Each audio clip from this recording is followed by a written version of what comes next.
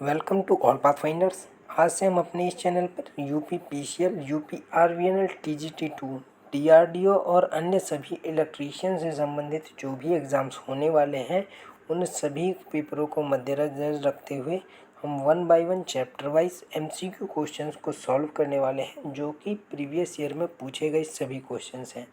तो हम चलिए इस इलेक्ट्रीशियन के सबसे पहला जो चैप्टर है व्यावसायिक सुरक्षा एवं स्वास्थ्य से संबंधित एमसीक्यू क्वेश्चंस को इसमें सॉल्व करने वाले हैं। पहला क्वेश्चन आपकी स्क्रीन पर है।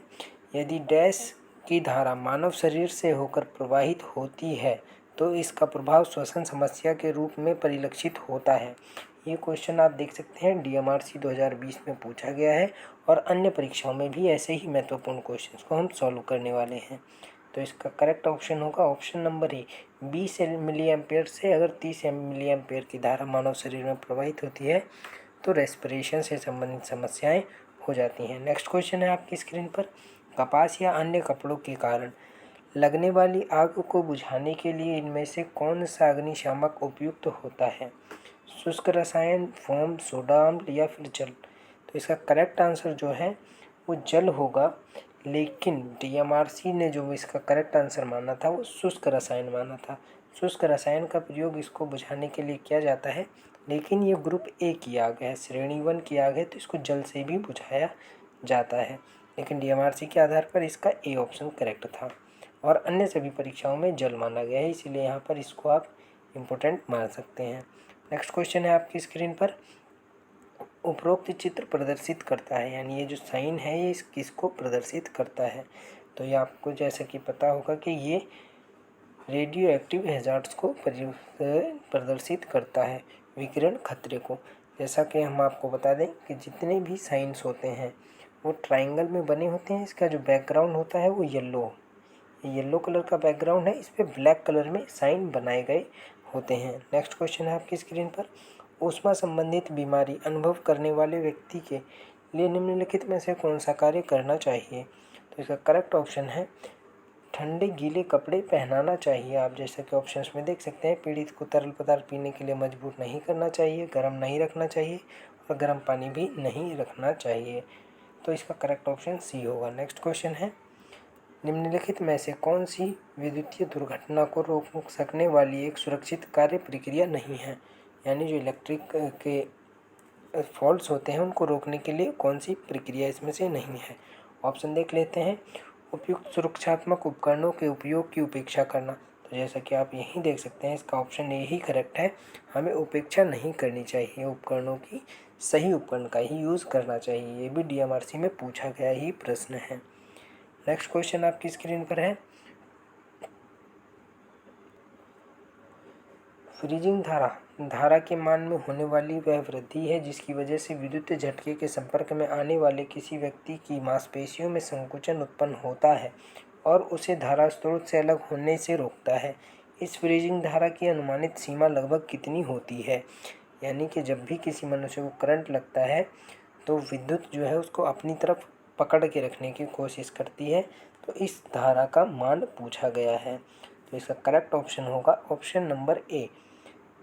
10 से 40 मिली एम्पेयर की अगर धारा प्रवाहित हो रही है तो वो फ्रीजिंग धारा का मान होता है इसके बीच में। नेक्स्ट क्वेश्चन आपकी स्क्रीन पर है जो कि 7th क्वेश्चन है।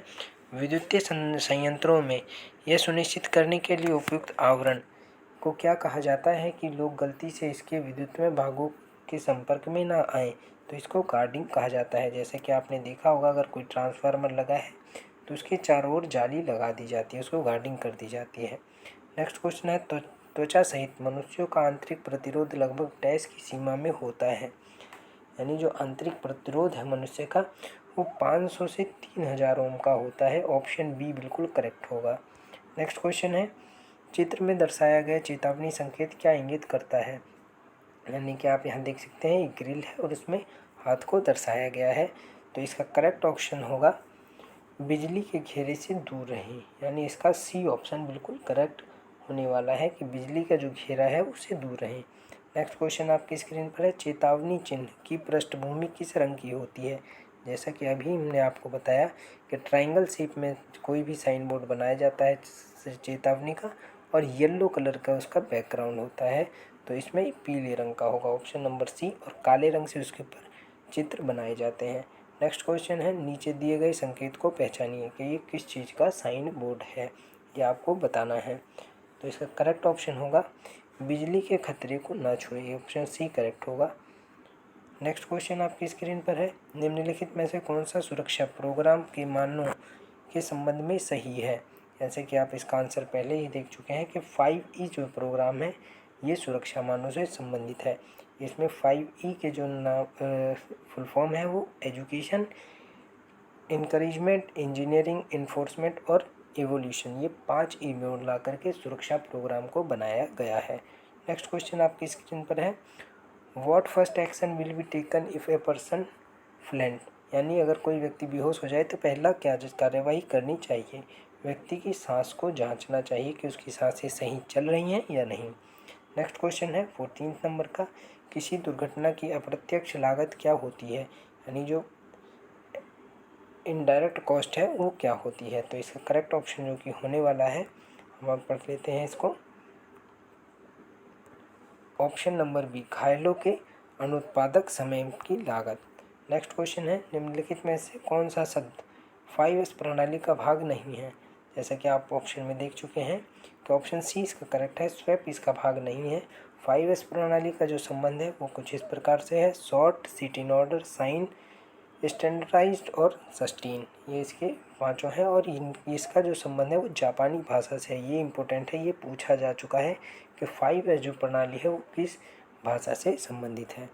नेक्स्ट क्वेश्चन है आपकी स्क्रीन पर, निम्नांकित में से कौन सा आग का कारण नहीं है, यानी आग का कारण जो है, अगर 3 फेज मोटर की रिवर्स कनेक्शन कर दिया जाए तो इससे आग नहीं लगेगी, अपितु मोटर उल्टी रिवर्स चलने लगेगी, और बाकी ये सभी आग के कारण हो सकते हैं। तो इसका करेक्ट ऑप्शन होगा डी नंबर। नेक्स्ट क्वेश्चन है आपकी स्क्रीन पर, डैश प्रकार के आग को झाग और सूखा पाउडर वाले अग्निशामक प्रयुक्त होता है, यानी किस प्रकार के अग्निशामक का प्रयोग किया जाता है, यानी झाग और इसके लिए। तो इसमें बी वर्ग की जो आग है, ऑप्शन नंबर बी, इसको बुझाने के लिए झाग और सूखे पाउडर अग्निशामक का प्रयोग किया जाता है। बी प्रकार की जो आग है, ये जो लगती है बी प्रकार की आग, ये डीजल से लगेगी, पेट्रोल से लगती है, तेल वगैरह से जो लगने वाली आग है वो बी वर्ग की आग होती है, और इसको बुझाने के लिए झाग या फिर सूखा पाउडर का यूज़ किया जाता है। 18वां क्वेश्चन है, आर्क वेल्डिंग के मामले में आँखों की सुरक्षा के लिए डैश का इस्तेमाल करना चाहिए। इसमें काले चश्मे का इस्तेमाल करना चाहिए। आपने देखा भी होगा कि वेल्डिंग जब की जाती है तो ब्लैक कलर का चश्मा पहन लेते हैं। नेक्स्ट क्वेश्चन है, प्राथमिक चिकित्सा के ABC क्या दर्शाता है। प्राथमिक चिकित्सा में जो ABC का सीक्वेंस है वो एयरवे, ब्रीथिंग और सर्कुलेशन, यानी ऑप्शन नंबर डी बिल्कुल करेक्ट होगा। नेक्स्ट क्वेश्चन है 20 नंबर क्वेश्चन आपकी स्क्रीन पर, हेलोन अग्निशामक में निम्न में से कौन सी सामग्री भरी जाती है। तो हेलोन में जो सामग्री भरी होती है वो ब्रोमोक्लोरो डाइफ्लोरोमीथेन यानी BFC को भरा जाता है, और इस प्रकार के आग को इसका यूज जो इलेक्ट्रिसिटी से लगी आगों को बुझाने के लिए इसका प्रयोग किया जाता है, बिजली से लगी आगों को। नेक्स्ट क्वेश्चन है, 5S धारणा का दूसरा चरण क्या है, यानी 5S जो धारणा है, अभी आपको इससे पहले क्वेश्चन में हमने बताया था कि जापानी से लिया गया है। इसकी सीक्वेंस है sort, set in order, shine, standardize और सस्टेन, ये है। तो आप यहाँ देख सकते हैं कि इसमें दूसरा पूछा है, तो इसका ऑप्शन नंबर डी करेक्ट होगा, क्रमबद्ध व्यवस्था करना सेकंड चरण है। नेक्स्ट क्वेश्चन है, किस प्रकार के अग्निशामक यंत्रों का उपयोग विद्युत उपकरणों या बिजली के उपकरणों से बिजली की आग को निकालने के लिए किया जाता है।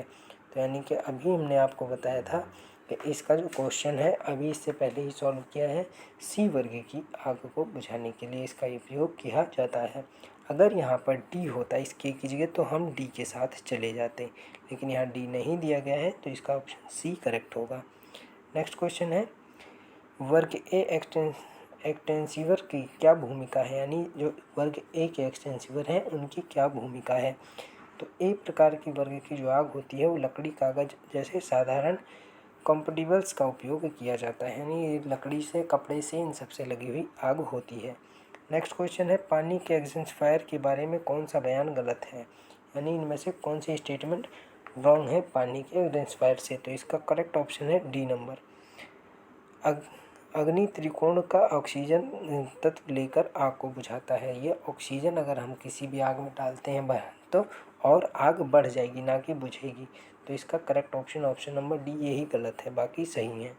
नेक्स्ट क्वेश्चन है, आग बुझाने की मशीन में कौन सा रंगीन बैंड कार्बन डाइऑक्साइड सामग्री को दर्शाता है। यानी अगर किसी आप मान लेते हैं कि जो आग बुझाने का यंत्र है उसमें अगर ब्लैक कलर की पट्टी है तो वो कार्बन को दर्शाता है, ब्लैक इसमें ऑप्शन करेक्ट होगा। नेक्स्ट क्वेश्चन है, पेट्रोल, टार, पेंट जैसे ज्वलनशील पदार्थों कारण किस वर्ग की आग लगती है। यानी पेट्रोल, डीजल और तार वगैरह से जो किस प्रकार की आग लगती है, तो इसमें आपका करेक्ट ऑप्शन होगा बी प्रकार की आग लगती है। इससे पहले भी हम इसको सॉल्व कर चुके हैं, रिपीटेड क्वेश्चन है। नेक्स्ट क्वेश्चन है, वेट केमिकल फायर एक्सटिंग्विशर में इस्तेमाल होने वाला मुख्य तत्व कौन सा है। यानी इसमें जो मुख्य तत्व है वो कौन सा है यूज़ करने वाला, तो इसमें करेक्ट ऑप्शन है पोटेशियम का यूज़ किया जाता है वेट केमिकल फायर में। नेक्स्ट क्वेश्चन है आपकी स्क्रीन पर 28 नंबर का, विद्युत आग बुझाने हेतु निम्नलिखित में से कौन सा अग्निशमक उपयुक्त किया जाता है।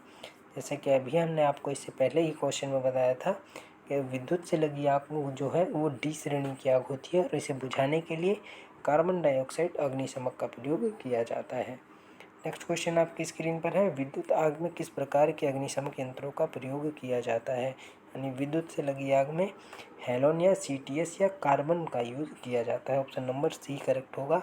और आप देख सकते हैं ये क्वेश्चन बार बार रिपीट हो रहा है, पीसीएल में ही 2 से 3 बार पूछा जा चुका है, आरवीएनएल में भी और सीआरपीएफ में, और इस क्वेश्चन को डीआरडीओ ने भी पूछा था और इसरो में भी इस क्वेश्चन को पूछा जा चुका है। तो ये इम्पोर्टेंट क्वेश्चन है।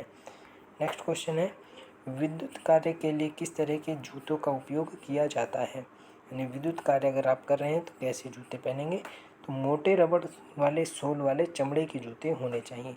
मोटी रबड़ इसलिए होनी चाहिए, इसके कई बहुत से फ़ायदे हैं।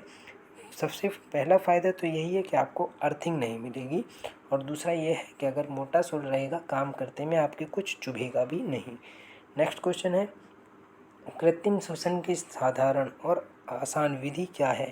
तो इसकी सबसे आसान विधि है मुंह से मुंह वाली विधि।